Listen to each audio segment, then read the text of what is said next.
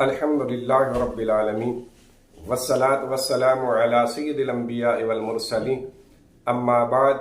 فاعوذ باللہ من الشیطان الرجیم بسم اللہ الرحمن الرحیم۔ حضرات محترم، آج ہم آپ کے سامنے نبی محتشم صلی اللہ علیہ وآلہ وسلم کو قیامت کا علم حاصل تھا یا نہیں، اس حوالے سے تعارض کی تطبیق قائم کریں گے۔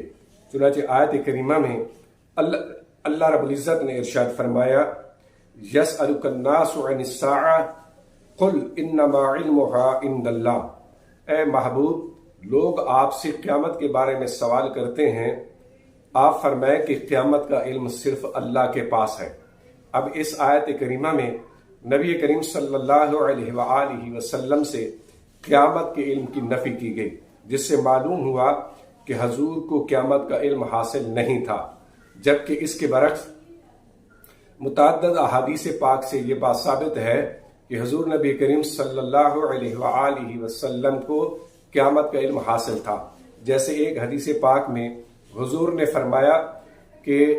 قیامت کا وقوع محرم کے مہینہ میں ہوگا، جمعہ کا دن ہوگا اور محرم کی 10ویں تاریخ ہوگی۔ اب اس حدیث پاک میں حضور نبی کریم صلی اللہ علیہ وسلم نے مہینہ بھی بتا دیا، آپ نے دن بھی بتا دیا، حتیٰ کہ آپ نے تاریخ بھی بتا دی، اور قیامت کے کیا سن جو ہے اس کا اظہار کرنا کیونکہ مشیت خداوندی کے تقاضے کے خلاف تھا، اس لیے حضور نبی کریم صلی اللہ علیہ وآلہ وسلم نے قیامت کا سن بتانے سے گریز کیا، کیونکہ بعض روایات سے یہ بات معلوم ہے کہ حضور کو قیامت کا سن بھی بتا دیا گیا تھا، لیکن حکمت کے تقاضے کے پیش نظر اور مشیت خداوندی کے تقاضے کے پیش نظر اس کا اظہار مناسب نہیں تھا، لہذا حضور نے اس کا اظہار نہیں فرمایا۔ اب اس حدیث پاک سے معلوم ہوا کہ حضور علیہ الصلوۃ والسلام کو قیامت کا علم حاصل تھا، جبکہ آیت مقدسہ میں بیان ہوا کہ قیامت کا علم صرف اللہ کو معلوم ہے۔ آیت اور حدیث کے درمیان بظاہر تعارض معلوم ہوتا ہے۔ اب اس تعارض کے درمیان تطبیق اس طرح قائم ہوگی کہ یاد رکھیں حضور علیہ الصلوۃ والسلام کو قیامت کا علم حاصل تھا، یعنی اللہ رب العزت کی عطا سے، اللہ کے دیے ہوئے علم سے حضور کو قیامت کے بارے میں خبر تھی، لہذا آپ نے دن بھی بتا دیا، مہینہ بھی بتا دیا اور تاریخ بھی بتا دی۔ اب جس آیت میں علم قیامت کی نفی کی گئی، اس کا مطلب یہ ہے کہ چونکہ حضور کا علم تدریجی ہے، یعنی آپ کو وقتاً فوقتاً چیزوں کا علم عطا کیا گیا، تو اب قیامت کا علم عطا کرنے سے پہلے اس آیت کا نزول ہوا۔ مطلب یہ کہ جس وقت آیت نزول ہوئی اس دوران ابھی حضور کو علم قیامت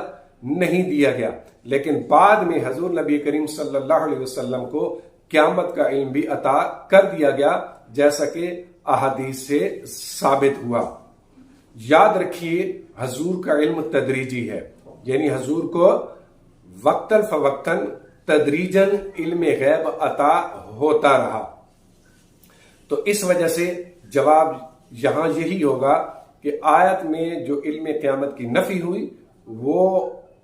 پہلے کی بات تھی، یعنی پہلے اس آیت کا نزول ہوا، لیکن بعد میں حضور کو قیامت کا علم عطا کر دیا گیا۔ دوسرا جواب یہ بھی ہو سکتا ہے کہ حضور علیہ الصلوۃ والسلام نے جو فرمایا یا آیت میں جو حضور کے علم قیامت کی نفی کی گئی، اس سے مراد یہ ہے کہ بالذات یعنی ذاتی حیثیت سے مجھے قیامت کا علم حاصل نہیں، ہاں اللہ کی عطا اور اللہ کے دیے ہوئے علم سے میں قیامت کے دن کو بھی جانتا ہوں، مہینے کو بھی جانتا ہوں اور تاریخ کو بھی جانتا ہوں۔ یعنی آیت کریمہ میں علم ذاتی کی نفی ہے اور حدیثوں میں علم عطائی کا ثبوت ہے۔ اگر اس تطبیق کو تسلیم کر لیا جائے تو آیت اور احادیث کے درمیان تعارض بھی ختم ہو جائے گا اور اس حل کے بعد اختلاف بھی ختم ہو جائے گا۔